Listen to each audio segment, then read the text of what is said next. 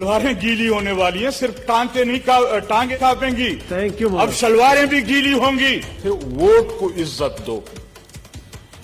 और इन बिरादरियों ने, ये हमारे साथियों ने वोट को इज्जत देने के बजाय औरत की इज्जत को पामाल किया है।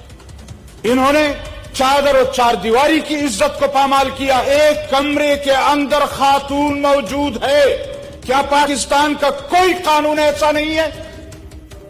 और फिर यहां आकर बात करते हैं कि रात को 1 बजे के बाद आईजी को अपने घर से अगवा किया गया। डिप्टी आईजी के घर ले जाकर, उसको एडिशनल आईजी के घर ले जाकर एफआईआर पर जबरदस्ती गन पॉइंट पर दस्तखत लिए गए। लगता हूं कि कैप्टन सफदर साहब ही की गलती थी। वो क्यों मजार पे गए, क्यों वहां नारेबाजी की? ये हक उनका नहीं बनता था।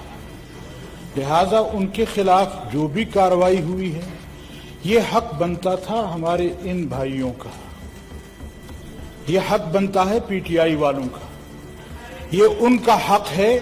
प्लीज वो इंटरफेयर ना करें। मजार पर जाएं और कैप्टन साहब खुद जाएं, वहां जो मर्जी करें, उनको इजाजत है। इसके अलावा किसी पाकिस्तानी को ये इजाजत नहीं है कि वो मजार पर जाकर या दुआ करे या वहां जाकर कोई नारेबाजी करे। इसका हक किसी और को नहीं। लेकिन इसके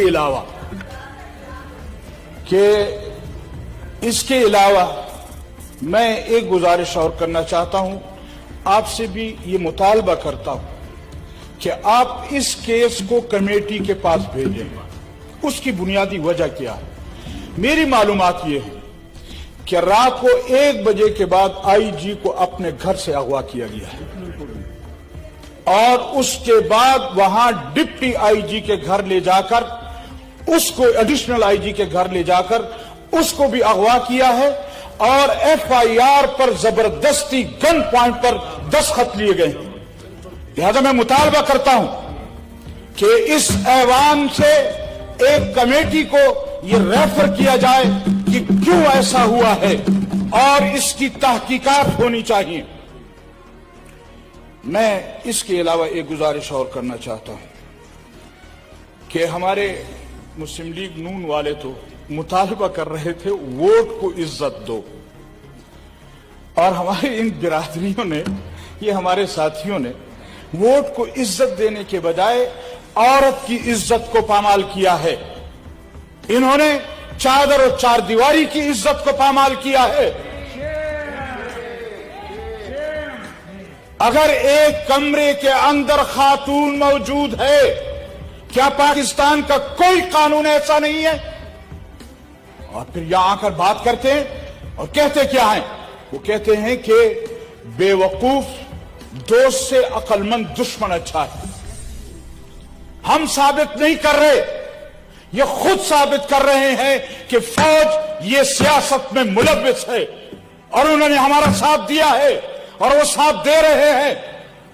और अगर ये समझते हैं कि इस चमचागिरी से वो शायद फौज के या इस इदारे के कुछ हिमायत हासिल कर लेंगे, तो मैं उन इदारों को भी कहना चाहता हूं कि इन दोस्तों से आपके वो दुश्मन बेहतर हैं जो कम से कम आपको इस तरह आपकी पगड़ियां नहीं उछालते, आपके साथ वो काम नहीं करते।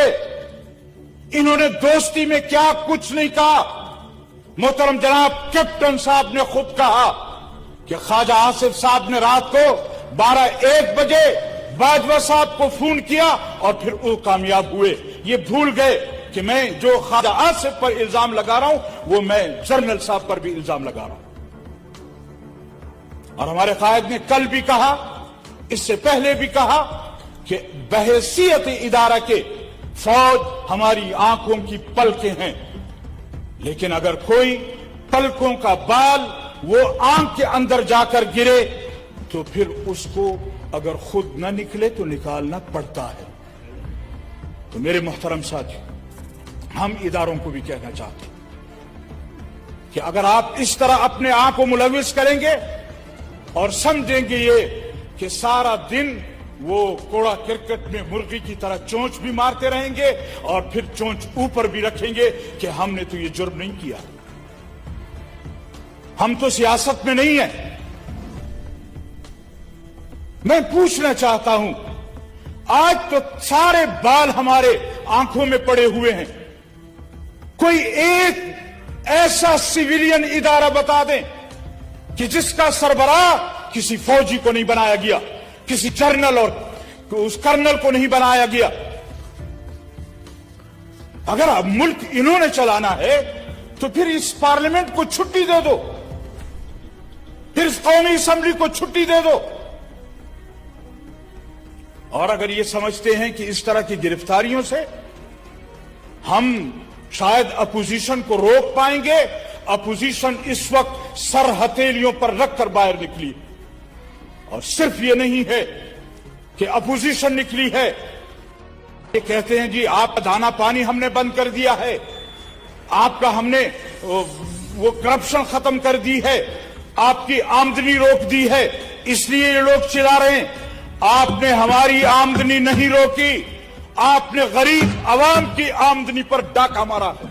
Thank you sir. आज गरीब आवाम पिस रही है और Thank ये you, जो sir. अपोजिशन के जलसे हो रहे हैं, अभी तो 2 जलसे हुए हैं और टांगे कांपने लग गई हैं। थैंक यू फिर सर। उस बेसाखियों की जरूरत पड़ बड़ी गई है, मेहरबानी। फिर उनको बेसाखियों की तरफ नजरें दौड़ गई हैं। फिर ये पूछना चाहते हैं, मैं यकीन से कहता हूं कि अपोजिशन ने जो रास्ता इख्तियार किया है, अब ना आप बचेंगे ना आपकी बेसाखियां बचेंगी, थैंक यू न वो इदारे बचेंगे। अब कौम समझ चुकी है कि इनको लाने वाले कौन थे, इनको बचाने वाले कौन है। और ये तहरीक जो चली है, ये अब किसी को संभलने, ये किसी से संभलेगी नहीं। थैंक यू ये तो अभी आपने कराची का देखा है, कल परसों क्वेटा में होने वाला है। Thank you. मैं आपको बताऊंगा कि आपकी अभी तो आपकी सलवारें गीली होने वाली हैं, सिर्फ टांगे नहीं कांपेंगी। Thank you. अब सलवारें भी गीली होंगी। हाँ, थैंक यू मौलाना साहब। Thank you. पता चलेगा। जनाब चेयरमैन साहब, थैंक यू। आप तशरीफ रखें ताकि बस अभी वाइंड अप करें मौलाना साहब प्लीज। मैं वाइंड अप कर रहा हूं, लेकिन मैं इन हजरात को भी कहना चाहता हूं कि इब्तिदाए इश्क कहर होता है क्या, इब्तिदाए इश्क कहर होता है क्या, आगे आगे